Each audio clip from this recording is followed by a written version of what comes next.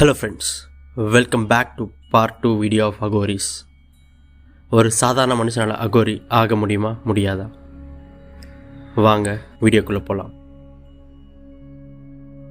ஐயோ அதை மறந்துட்டேனே.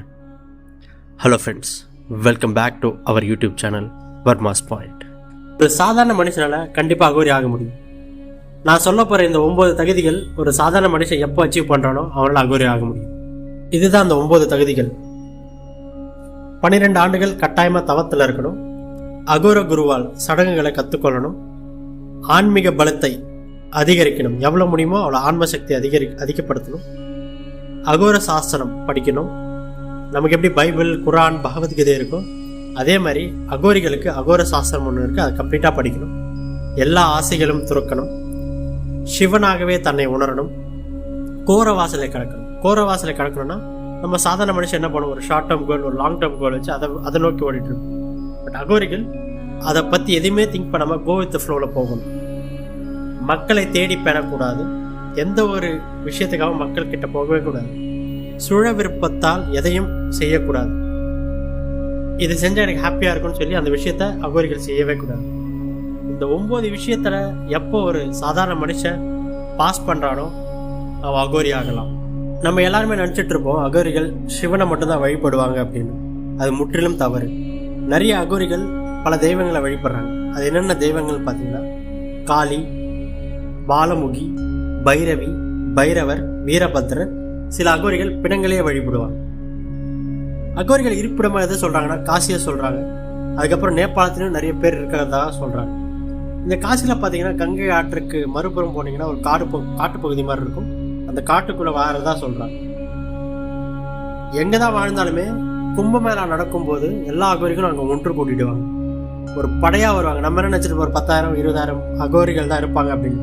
லட்சக்கணக்கில் அகோரிகள் வருவாங்க. சாம்பலை பூசிக்கிட்டு சில பேர் அப்படியே நிர்வாணமாக போயிட்டு இருப்பாங்க. சில பேர் ஒரு சின்ன ட்ரெஸ்ஸை மட்டும் போட்டுக்கிட்டு ருத்ராட்ச மாலைகளை அணிவிச்சுக்கிட்டு மண்டவோட கையில் வச்சுக்கிட்டு பெரிய அணிவகுப்பாக ஒரு ருத்ரதானம் ஆடிட்டு போவாங்க. நம்ம எப்படி ஒரு சிஸ்டம்குள்ள வாழ்ந்துட்டு இருக்கோமோ அதே மாதிரி அகோரிகள் தங்களுக்குன்னு ஒரு சிஸ்டம் உருவாக்கி, தங்களுக்குன்னு ஒரு தலைவர் உருவாக்கி, அந்த தலைவர் என்ன சொல்கிறாரோ அதை கேட்டு அதன்படி நடப்பாங்க. ஸோ நமக்கு எப்படி ஒரு 5 இயர்ஸ், ஒரு 6 இயர்ஸ்க்கு ஒரு எலெக்ஷன் வந்து நம்ம புது தலைவரை நம்ம சூஸ் பண்ணுவோமோ அதே மாதிரி அகோரிகளும் தங்களுக்கான புது தலைவரை சூஸ் பண்ணுவாங்க. அந்த புது தலைவரை சூஸ் பண்ணுற செரமனி எங்கே பண்ணுவாங்கன்னா இந்த கும்பமேளால தான் பண்ணுவாங்க. இந்த கும்பமேளா நடக்கிற டைமில் இந்த பழைய தலைவர் என்ன பண்ணுவார், ஒரு புது தலைவரை சூஸ் பண்ணிவிட்டு அந்த தலைவரை வணங்கிட்டு இந்த பழைய தலைவர் தன்னோட உயிரை மாய்த்து கொண்டு புது தலைவர் பதவியேற்பார். இந்த ஒரு சடங்கு ஒரு வித்தியாசமான ஒரு சடங்காக இருக்குது. ஏன்னா ஒருத்தர் உயிரை விட்டுட்டு அந்த இடத்துலேருந்து இன்னொரு புது தலைவர் உருவாகி அவர் வந்து அந்த அகோரிகளை வழி நடத்துவார். இதுதான் அகோரிகளோட தலைவரை தேர்ந்தெடுக்கும் முறை. இந்த உலகத்திலேயே பயம் இல்லாதவர்கள்லாம் யார் சொல்லுவாங்கன்னா அகோரிகள் தான். அகோரிகளுக்கு பயம்னா என்னென்னு தெரியும். ஏன்னா அவங்க தான் சிவனாச்சு. சிவனுக்கு பயம் தெரியுமா? அதெல்லாம் ஓகேடா வருமா. இந்த அகோரிகள்ன்றவங்க காசிலையும் ஹிமாலயாஸ்லையும் தவம் பண்ணிட்டு அங்கே இருக்கிறவங்க, அவங்கள பற்றி ஏன் நம்ம தமிழ்நாட்டில் பேசணும் அப்படின்னு கேட்டிங்கன்னா அதுக்கு ஒரே காரணம் அகோரி கலையரசன். இந்த அகோரி கலையரசன் என்பவர் ஒரு காலத்தில் இன்ஸ்டாகிராம் செலிபிரிட்டியாக இருந்திருக்கார். இவர் சடனாக என்ன பண்ணுறாரு, அகோரியாக மாறுறாரு. இந்த அகோரி கலையரசன் என்ன பண்ணுறாரு, நிறைய பேருக்கு வரங்களை தராரு, நிறைய பேருக்கு போதனைகளை சொல்கிறாரு. நிறைய பேர்கிட்ட என்ன சொல்கிறாருன்னா, நீங்கள் சாக போகிற டேட்டை நான் குறித்து தருவான்னு சொல்கிறாரு. இந்த ஒரு காரணத்துக்காக அகோரி கலையரசன் சடனாக ஃபேமஸ் ஆகுது. சென்னையில் எல்லா வரங்களும் கொடுத்து முடிச்சுட்டு தேனிக்கு போகிறார். தேனிக்கு போயிட்டு அங்கே வரங்களை கொடுத்துட்டு போதனைகளை சொல்லிட்டு இன்னொரு விஷயம் ஒன்று சொல்கிறாரு. அதனால மறுபடியும் ஒரு ட்ரெண்டிங் ஆகிறார். அது என்னன்னு பார்த்தீங்கன்னா, கலையரசன் தேனியில் தான் ஜீவசமாதி அடைய போகிறேன் அப்படின்னு சொல்லி சொல்கிறாரு.